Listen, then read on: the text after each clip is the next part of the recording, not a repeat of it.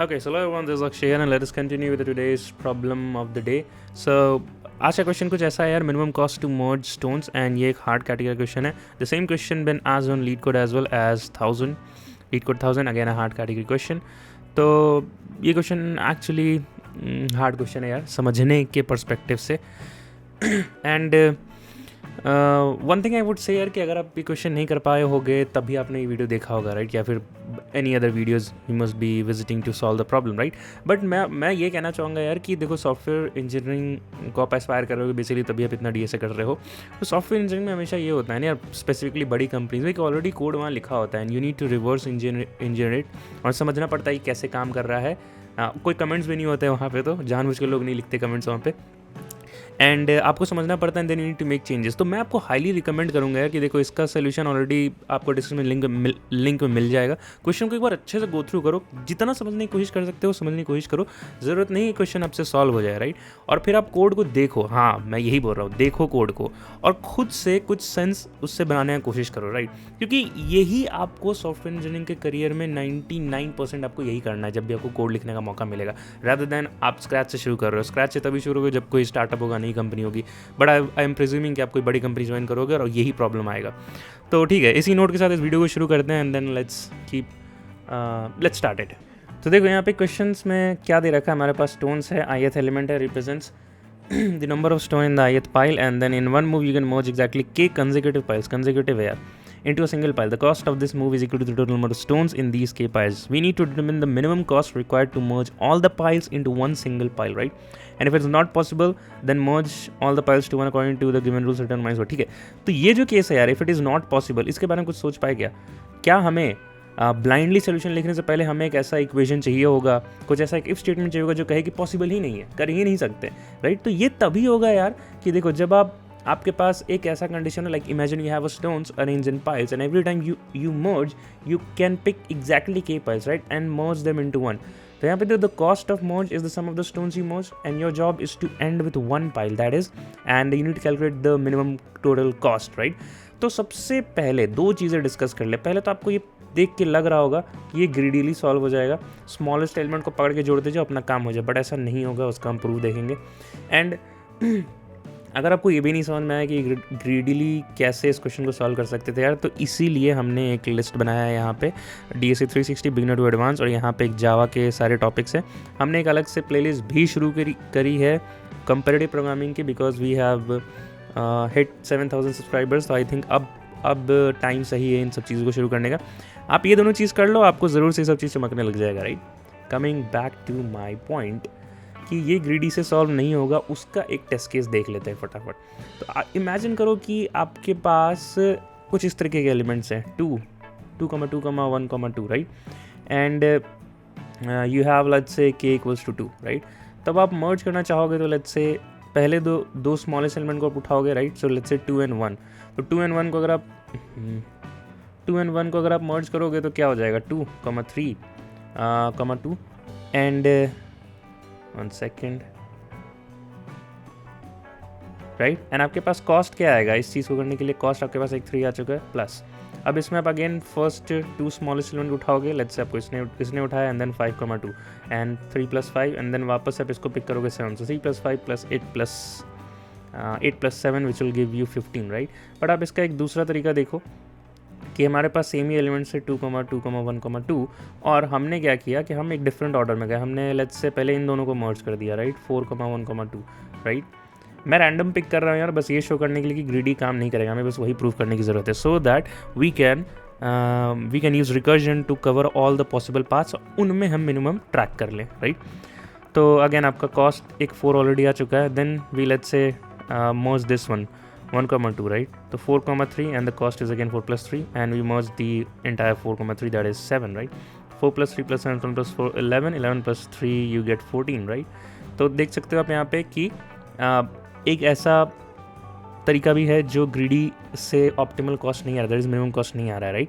यहाँ पे हुआ क्या यार, actually greedy merge the smallest adjacent pair, that is 2 + 1 first, because it looks the cheapest locally, right? But ऐसा है नहीं. This created a middle pile 3 यहाँ पे, राइट। तो इसमें हुआ क्या कि that new middle three then it participated into 2 future mergers and increases the later merger cost, right. तो ऑप्टिमल यहाँ पे इसलिए काम किया यार कि जो पहला 2 हमने यहाँ पे पकड़ा था, right, and creating 4 but leaving the 1 to be merge cheaply, right, आगे वाले iterations with the final 2, correct, and this reduces the number of times we can say for the smaller stones which are added into the larger mergers, right। hope आपको ये समझ में आ गया होगा। And तो again अगर ग्रीडी काम नहीं कर रहा है तो ये तो हो गया पॉइंट नंबर 1। तो बेसिकली हमें सारे पॉसिबल वेज फॉर्म करने होंगे और उसका एक ही तरीका है रिकर्जन। क्यों रिकर्जन बोला मैंने, अगेन आपको नहीं समझ में आया सारे पॉसिबल वेज रिकर्जन से ही क्यों सॉल्व होंगे। ओवरलैपिंग सब प्रॉब्लम्स क्या होता है इसको ऑप्टिमाइज़ करने से मेमोरेशन में टाइम कॉम्प्लेक्सिटी एक्सपोनेंशियल से लीनियर की हो जाती है, राइट। ये सब क्वेश्चन के आंसर आपको शीट सॉल्व करके मिलेगा या फिर इस पर्टिकुलर टॉपिक का प्लीज़ देखने से तो आप देख लेना, राइट। तो जैसा कि हम बात कर रहे थे हमारे पास एक कंडीशन चाहिए होगा जिसको हम बोल सकें कि भाई without even trying to solve the problem हमें चेक करना है कि क्या ये पॉसिबल है भी, राइट। तो मैं एक इक्वेशन आपके लिए लिखूंगा एंड आपका काम रहेगा कि आपको इसको समझना, क्योंकि यार मैं सब कुछ इंट्यूटिवली नहीं बताऊंगा क्योंकि ये नहीं होता सॉफ्टवेयर इंजीनियरिंग करियर में, ठीक है। आपको दे दिया जाएगा कोड, वो खुद समझना है, तो हम उसी अप्रोच से अब आगे की वीडियोस को बनाएंगे। तो आप इसको सोचो ऐसा क्यों लिखा मैंने, आई होप आप कुछ सोच पाओगे। तो यहाँ पे देखो every merge is reducing the pile by count k-1, right, and if you have let's say 5 piles and k equals to 3, तो merging 3 piles let's say n equals to 5 था and k equals to 3 था, अगर आप इसको मर्ज करोगे तो ये merging 3 piles reduce the count by 2, right, that is k-1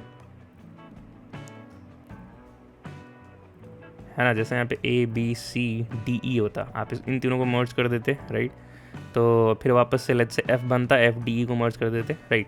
तो count by 2 that is k-1 हो गया, है ना, टोटल काउंट इससे डिक्रीज हो गया।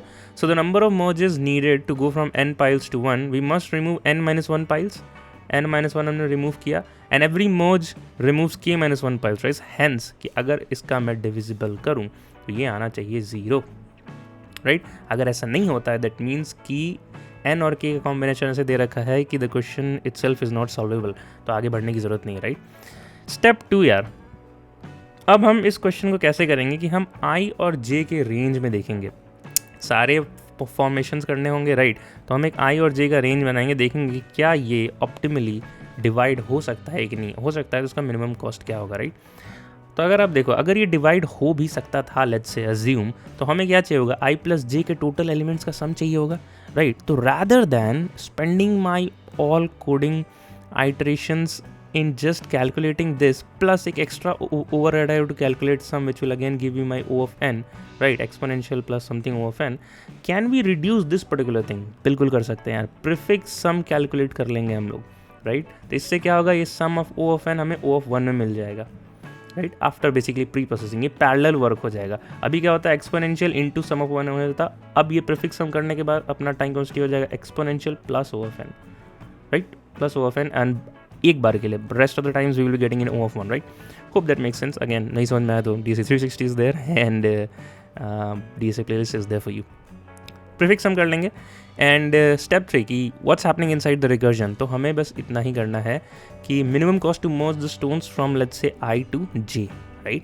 तो हम इसमें क्या करेंगे कि we break this segment that is I to J into the smaller valid merges of size k-1, right, and each recursive call will find the cost of merging the left part, then cost of merging the right part, and then we combine them, right, because we cannot directly combine merge and we cannot directly merge k piles, right. We first have to make the each part reducibly to exactly one pile, right, and then merge those one sized piles like that, right. Hope समझ में आ गया होगा।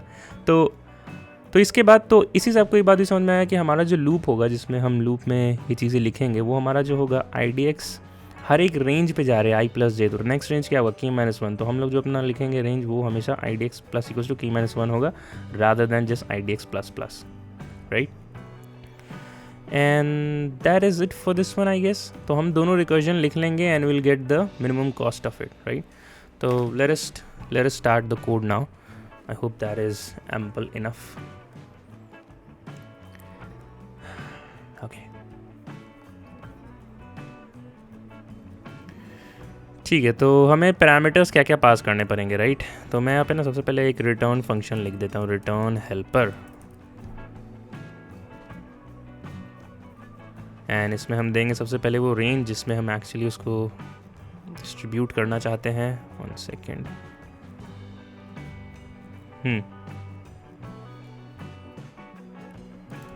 तो हम इसे क्या देंगे, वो रेंज सबसे पहले, right. So I am giving I and J. तो वो रेंज जो है वो कहाँ से बेसिकली आएगा, हम किसको करना चाहते हैं, 0 से लेके n-1 तक, right. And we gonna give the k piles as well, right.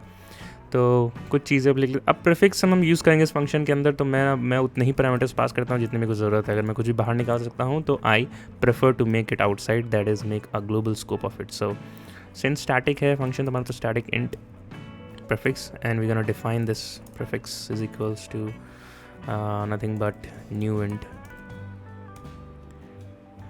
n plus 1, and हम यहाँ पे prefix हम calculate कर लेते हैं, right। तो मैं यहाँ पे comments लिख देता हूँ and then you try to fill up the code by yourself and then we can discuss। तो यहाँ पे एक केस आएगा, do we even have to solve, prefix हम का केस आया, and then this return helper। Now in this helper function what would be the sections of code, so I'm gonna again mention the comments। so int I comma int j comma int k, and सबसे पहले base case कि क्या वो range में जो elements हैं, right, there are actually some elements और there is just one element in that case, right. तो आई एन जे या तो एक दूसरे को क्रॉस तो नहीं करेंगे, तो वो केस होगा, right. So I am gonna just say invalid index or just one element, right। Please try to code this if statement here। then we're gonna track the minimum cost in the recursive calls, so I'm gonna say track minimum via recursive calls, right। so we'll be basically trying merging the stones in groups of k-1 intervals, right। and once we are able to optimally divide it, we're gonna check that if we can actually merge these piles into one or not, right। तो यहाँ पे जो case है, ये वाला case यहाँ पे आएगा कि check if this division we just made in the recursive call can actually be merged or not, right। if that is the case, then you get the prefix sum and you store it in the minimum cost and you update that minimum cost variable and you return it and return answer, right। Please pause this video here, try to code this approach by yourself। I hope आपने कोशिश किया होगा। Now let's start it। so if n-1 modulo k-1, if it is not equals to 0, then in that case I'm gonna say we do not have to even solve this problem, so I'm gonna say return -1 as the question said, requested to me। Invalid index, तो ये क्या होगा, देखो आई और जे पे जा रहे हैं, अगर हमारा I greater than equals to J हो जाए, राइट, तो that means we have cross there are no elements, तो हम क्यों ही फॉर्म करें। या फिर जब आई इक्वल्स टू जे हो जाए, then in that case we have exact one element, उसको किसके साथ मर्ज करेंगे यार, किसी के साथ नहीं करेंगे, रिटर्न 0 हो जाएगा।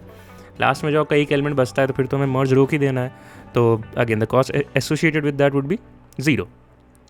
Now track the minimum, so I'm gonna make one variable set its minimum cost, and I'm gonna say integer dot min. We are tracking min, right? So I'm gonna say max value, right?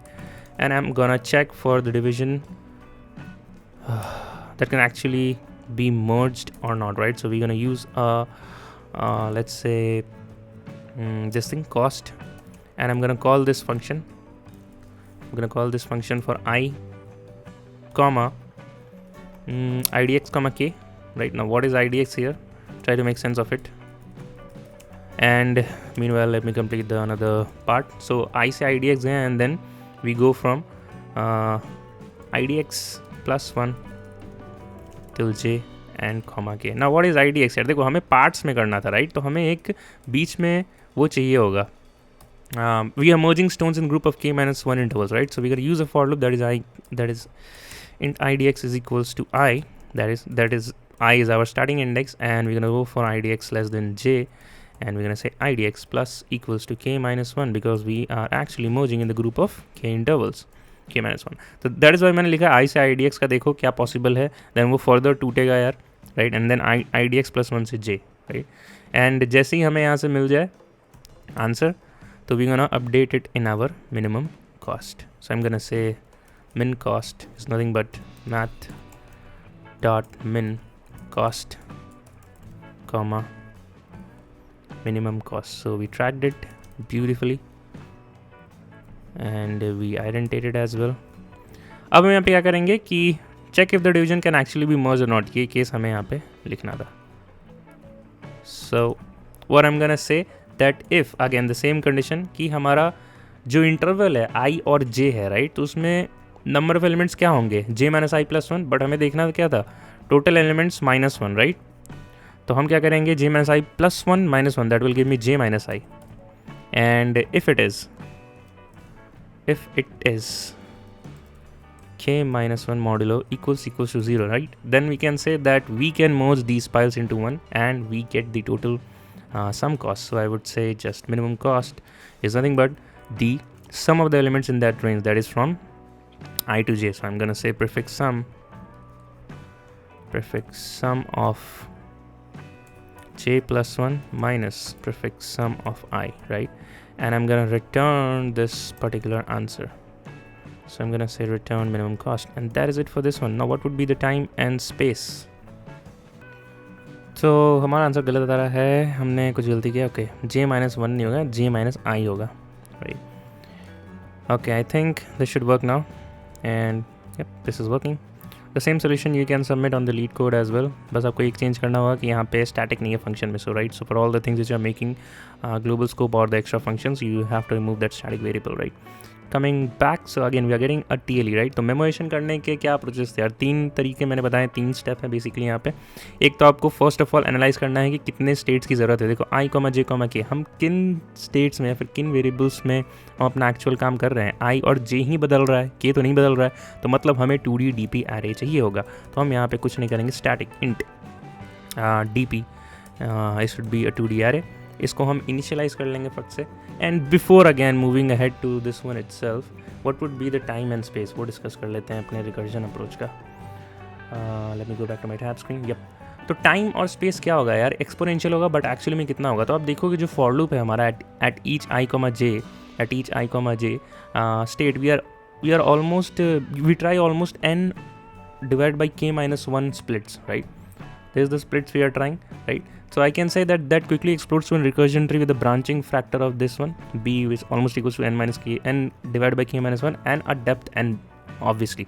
So the time comes to become super exponential, जो हम कह सकते हैं b exponent death right. ऐसे ही हम निकालते हैं जो भी आपका ब्रांचिंग फैक्टर है जिससे आप जितने डेप्थ पे जा रहे हो राइट. तो डेफिनेटली जो आपका टाइम कॉम्प्लेक्सिटी होगा n k minus 1 exponent n right. This would be your time complexity and space would be again of n for this recursion approach. But coming back and doing the optimization for the DP, so let's just complete that section. ठीक है, तो there was a first step. फिर हमें इसको ऐसे number से initialise करना है जो कि कभी भी हमारा आंसर नहीं होगा राइट. तो यहाँ पे देखो क्वेश्चन खुद ही बोला था आंसर नहीं होता है तो -1 कर दो, तो हम -1 से कर देंगे. आप किसी भी नंबर से कर सकते हो, -1 -2 -3, बट एक ऐसा number that could never be an answer for your any sub problem right. ये बात आपको ध्यान रखना है. So let's just fill this particular DP array. ठीक है, ये काम हमने कर लिया, इनिशियलाइज कर लिया DP, उसको फिल कर दिया वैल्यू से. अब देखो बस दो काम बचे हैं. Before making a recursive call हमें बस इतना चेक करना है कि क्या वो आंसर हमारे पास पहले से है. If that is there then we do not make a recursive call. So DP of i and j जिसके लिए हम सॉल्व करना चाह रहे हैं, if it is not equals to our -1 definitely then कोई आंसर मिला होगा राइट. तो मिला होगा तो कहाँ मिला होगा, तो मतलब कि जब रिकर्जन हो जाए तो हमें इसको स्टोर भी करना है. And there goes your last step right. तो is not equals to -1 then we just return this particular answer from your DP of i and j right. And अगर वो सब प्रॉब्लम पहली बार सॉल्व हो रहा है देन डेफिनेटली उस minimum cost को हमें स्टोर करना होगा. तो हम गोना से रिटर्न तो करो ही, बट इसको साथ में स्टोर भी कर लो. And that is it for this one यार. तो ये हमारा कोड सबमिट हो जाना चाहिए. और अब इसकी टाइम कॉम्प्लेक्सिटी एक्सप्लेनेशन नहीं है, ये हमारा टाइम कॉम्प्लेक्सिटी अब हो चुका है. तो इसका टाइम कॉम्प्लेक्सिटी क्या होगा एक बार खुद से बता दो तो मज़ा आ जाए. तो देखो यहाँ पे मेमोरेशन टेबल है DP of i and j का राइट. तो यहाँ पे आप देखोगे कि i कहाँ से जा रहा है 0 से लेके n-1 तक, और j कहाँ से जा रहा है 0 से लेके n-1 तक राइट. तो टोटल स्टेट्स कितने हो गए O ऑफ n² राइट. अब कितनी बार इसको चला रहे हैं, लाइक वर्क पर DP स्टेट कितना है, ये टोटल स्टेट्स है राइट. तो हम वर्क निकालने के लिए वो अपने फॉर लूप को जाएंगे जहाँ पे हमारा IDX जो है += k-1 से मूव कर रहा है. मतलब ये फॉर लूप कितनी बार चल रहा होगा, नंबर ऑफ आइटरेशंस क्या होंगे यार इसके, j minus I divided by k minus one, ये होगा number of iterations, j minus I would be maximum equals to n, so n divide by k minus one, this would be our inside loop जो हमारा चल रहा होगा इतनी बार, right, this for loop, right. और इसके अंदर जो हमारा काम है वो सब O ऑफ 1 में हो रहा है हमारा, right, basically number of state से हो रहा है ना। तो हमें बस इतना पता नहीं कि ये कितना हो गया, एंड देन जो इनसाइड का जो काम है that is helper and things that we are calculating for prefix sum, we are storing in DP, right, तो वो एक ही बार हो रहा है, तो मैं कह सकता हूँ O ऑफ n स्क्वायर। तो टोटल कॉम्प्लेक्सिटी क्या होगा, O of n square into n divide by k minus one, which will give you n cube by k, ignoring the constants, but अगर k भी बहुत छोटा है तो हम कह सकते हैं O of n cube. And what would be your space हमारा O ऑफ n स्क्वायर होगा, because we are using the TP states, right, 2D DP array, और prefix sum भी यूज़ कर रहे हैं तो n square plus n, but lower order terms को हटा दिया जाए तो O of n square, this would be your time, this would be your space. ये क्वेश्चन एक्चुअली में बड़ा था, अच्छा था, इसका टैबुलेशन खुद से लिखने की कोशिश करो, again the code link would be in the description and you'll be good to go. So till then, keep learning, keep going, bye bye, and take care guys. The same solution will work on the lead code as well, as you can see. We have our submissions here, the accepted code, and let's meet in the next one.